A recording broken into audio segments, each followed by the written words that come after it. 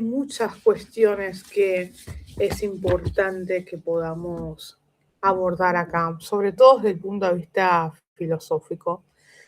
Y en este caso me parece interesante analizar el problema del pensamiento y la expulsión del paraíso. Entonces, ese es el tema del vivo de hoy y me gustaría que podamos relacionar entonces lo de Salinger con lo que estamos tratando, que es justamente el pensamiento en esta serie de videos. Les voy a leer entonces, para empezar, el fragmento con respecto a este tema. Por supuesto que leer el cuento es lo mejor, sobre todo porque tiene una gran riqueza filosófica y creo que va a haber una serie de vivos con respecto a este cuento y hoy empezamos con estos tres autores, ¿no? Borges, Salinger, Woolf, y después vamos a seguir con otros. Y por supuesto, el chat está abierto y este video va a quedar obviamente para que todos los que quieran profundizar y los que tengan ideas y que quieran compartir y que a su vez podamos reflexionar juntos y juntas, me parece que sería una excelente idea y por eso son todos bienvenidos los aportes. Bueno, el fragmento dice así. Están dialogando, obviamente, Teddy y Nicholson, que es otro de los personajes del cuento. Yo me voy a quedar solamente con el fragmento. ¿Usted conoce a Adán? Le preguntó Teddy.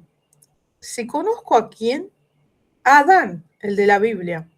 Y personalmente, dijo secamente. No se enoje conmigo, dijo Teddy vacilando. Me hizo una pregunta y yo no estoy enojado contigo, por Dios. Bien, dijo Teddy. Estaba reclinado en su asiento, pero tenía la cabeza vuelta hacia Nicholson. ¿Se acuerda de la manzana que Adán comió en el jardín del Edén, como se cuenta en la Biblia? Preguntó. ¿Sabe lo que había en esa manzana? Lógica. La lógica y además cosas intelectuales. Eso es lo único que tenía adentro. Así que esto es lo que quiero señalar. Lo que tiene que hacer es vomitar todo eso si quiere ver las cosas como realmente son. Quiero decir que si lo vomita, entonces no va a tener más problemas con bloques de madera y cosas así. Ya no verá las cosas detenidas todo el tiempo. Y sabrá qué es en realidad su brazo si le interesa saberlo. ¿Comprende lo que quiero decir? ¿Me entendió? Lo entendí, dijo Nicholson más bien brevemente. Bueno, acá lo que me parece interesante rescatar es la metáfora del paraíso, ¿no? De ese fragmento del Génesis en donde se expulsa a Adán y Eva del paraíso por haber comido del fruto y ese fruto era la manzana. Lo primero que me vino a la mente cuando leí este fragmento del cuento fue la frase de Jorge Luis Borges que dice: siempre imaginé que el paraíso sería algún tipo de biblioteca.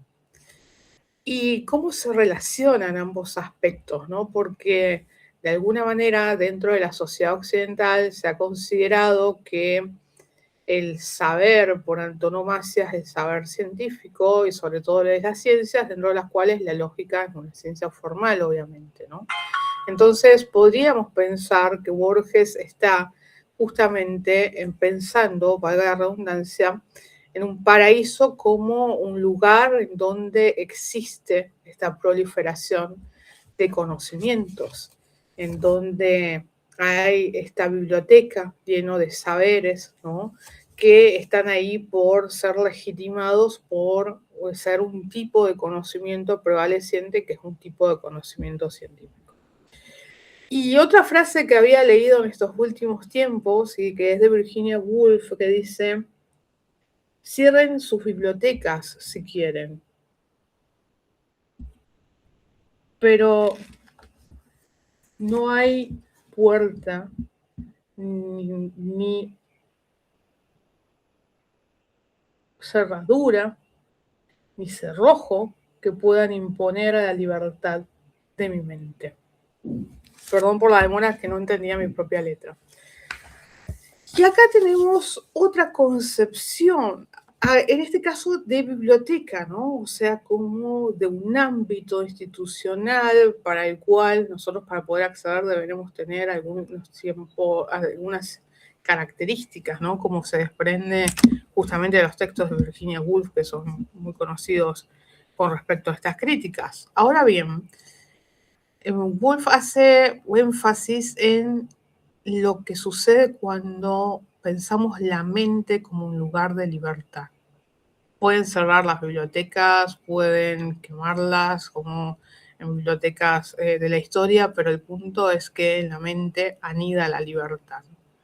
Entonces acá vemos otra vez esta predominancia de un cierto tipo de conocimiento, que es el conocimiento ya sea escrito o un conocimiento científico.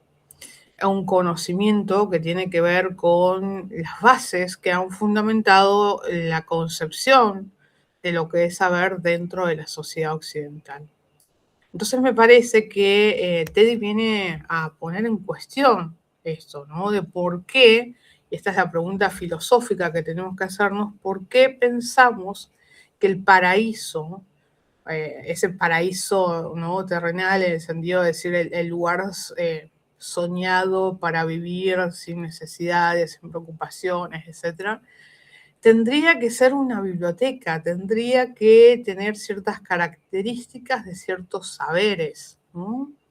¿Y por qué no pensar que después de esa expulsión del paraíso, podríamos hacer la analogía, esa expulsión de la biblioteca, de esa cierta expulsión de los saberes, no podemos entrar más bien en lo que es la perspectiva de lo que son verdaderamente las cosas, como dice Teddy, vomitar todas esas manzanas que hemos comido a lo largo de nuestra vida, todos esos saberes que nos dicen las cosas son así y no de otra manera, para empezar a pensar que quizás las cosas sí son de otra manera, pero lo que hemos conocido se nos ha cristalizado y nos ha cristalizado la mirada, básicamente, ¿no?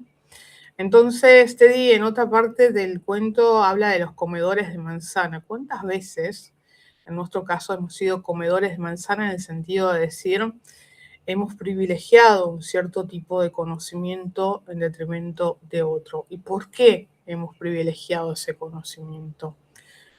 Si bien, por supuesto, hay ciertas ventajas de ese tipo de conocimiento con respecto a los otros, y como vemos, es un tipo de conocimiento que ha fundado lo que es la sociedad occidental, nadie niega ni subestima la importancia de ese tipo de conocimientos.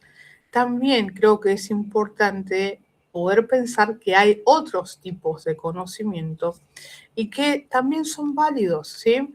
Y cuando pensaba en este caso, me acordaba de Paul Feyerabend y no su relativismo, ¿no? Por el otro día estaba leyendo un apunte que decía, bueno, todo vale digamos, en sentido relativista, ¿no? En este caso no, todo vale en el sentido de decir, discutamos digamos, por qué hay ciertos tipos de conocimiento a los cuales se les ha dado preeminencia y a otros no. Pongamos en discusión, traigamos sobre la mesa otros tipos de conocimiento, veamos sus aportes, ¿no? No desde el punto de vista relativista, como les digo, sino desde el punto de vista de amplitud de mirada. Generalmente corremos el riesgo muchas veces, sobre todo en el ámbito académico, de cristalizar las miradas, de decir esto es así y no de otra forma. Y en realidad nos estamos perdiendo de esa libertad que habla Woolf de nuestra mente, de empezar a pensar, ¿por qué no es de otra forma? ¿No?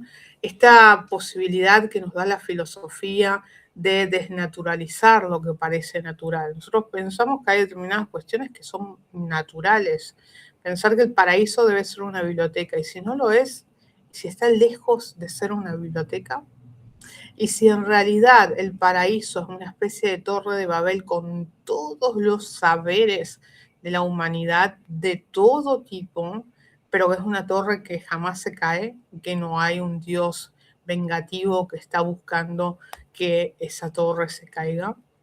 Entonces, me parece que eso es lo importante, es decir, en lo de la mirada de Teddy, de empezar a pensar, ¿no? Y esto también se refleja en lo que fue la vida de Salinger, en otros tipos de saberes y sobre todo tener en cuenta una amplitud de mirada que muchas veces no la tenemos por estar pensando solamente en términos de un tipo de conocimiento. Yo creo que en ese sentido, esto que nos dice Teddy acá, de decir lo que había en la manzana era lógica, es una interesante propuesta para empezar a pensar qué pasaría si esa manzana de alguna manera no hubiera sido comida, ¿no?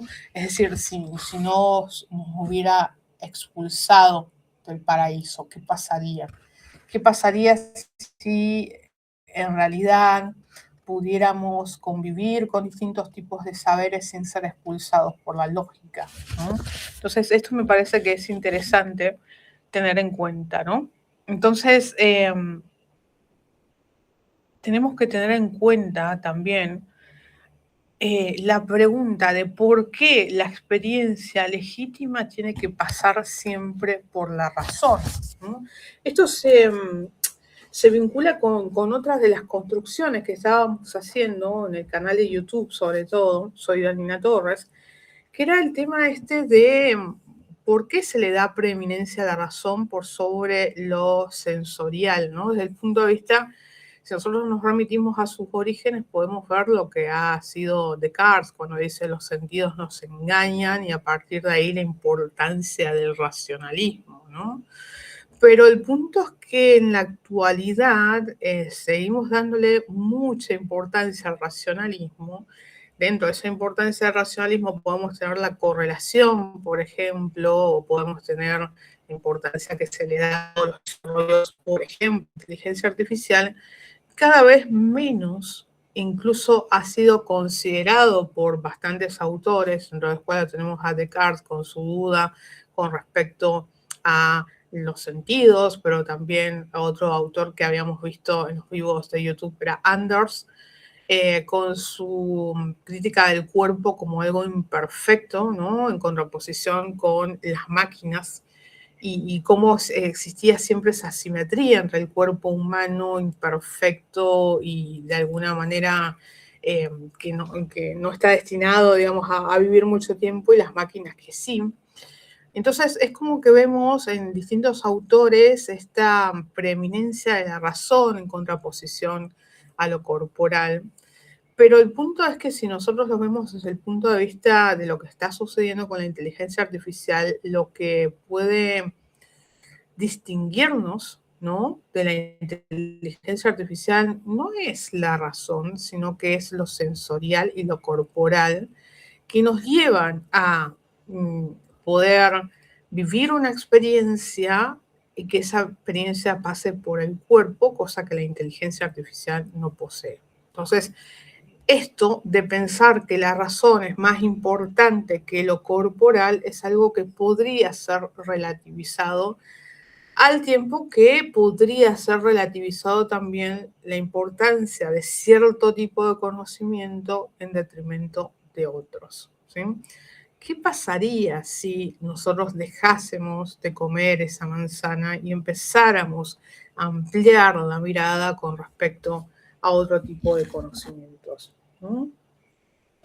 Entonces, es importante también, digamos, tener en cuenta que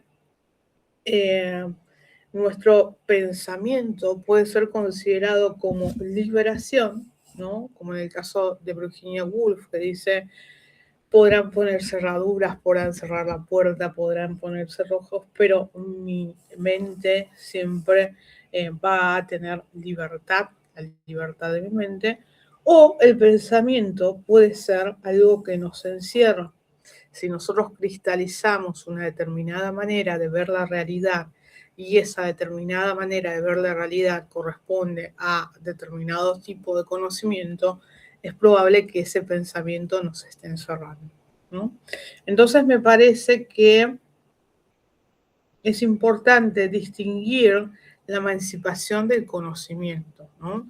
Es decir, Quizás el pensamiento nos ha expulsado del paraíso porque, bueno, como podríamos interpretar de lo que dice el Génesis, el ser humano quiso conocer cosas que en realidad no estaban destinadas a ser conocidas, ¿no? Esto llevó justamente a una caída del paraíso y básicamente esto puede interpretarse como el conocimiento de ciertas ciencias, como te dice la lógica, ¿no? Pero el punto es que podemos, digamos, pensarlo al pensamiento, valga la redundancia, como una liberación, o podemos pensar como un yugo que a partir de nuestra expulsión del paraíso hemos vivido subyugados a ciertas formas de pensar. Entonces quizás es importante rescatar esta noción de Borges del paraíso como una biblioteca, pero que la biblioteca no sea solamente de un tipo de saber determinado o de un tipo de paradigma de conocimiento determinado, sino que sea plural, que podamos pensar que hay distintos tipos de conocimiento que pueden ser válidos y que de alguna manera nos ayudan a visualizar la realidad de otra forma, que quizás sea mucho más rica, mucho más amplia de lo que las ciencias nos permiten ver. Entonces, me parece que es interesante que podamos seguir pensando acerca del pensamiento, reflexionando acerca del pensamiento y su rol en la sociedad occidental, sobre todo porque partimos del supuesto de que el pensamiento humano no es una debilidad, no es un error, no es una asimétrico, no es algo que de alguna manera nos lleva al error, sino que justamente debemos recuperar ese pensamiento en momentos en que justamente parecería ser que hay otros agentes que no sé si podrían pensar, pero podrían generar cierto tipo de conocimiento. Bueno, este ha sido otro video de la serie del pensamiento. No sé qué piensan hablando con respecto a esto ustedes, con respecto a este tema, ¿no? Con respecto a estas relaciones entre lo que es pensar, lo que es la libertad y lo que es ese paraíso soñado en el que todos queremos estar. Entonces, las invito a que puedan dejar comentarios, experiencias, también opiniones, así podemos rescatarlas y seguir pensando en estos temas que son tan propios de esta época sobre todo. Y por supuesto, dentro de algunos días seguramente habrá otro vivo porque hay mucho más para seguir pensando este cuento y hacer solamente un vivo no le hace justicia. Hay muchísima filosofía en Teddy y entonces vamos a ir rescatando un poquito, un autor cada día para seguir pensando acerca de eso. Muchísimas gracias. Estamos en contacto. Hasta pronto.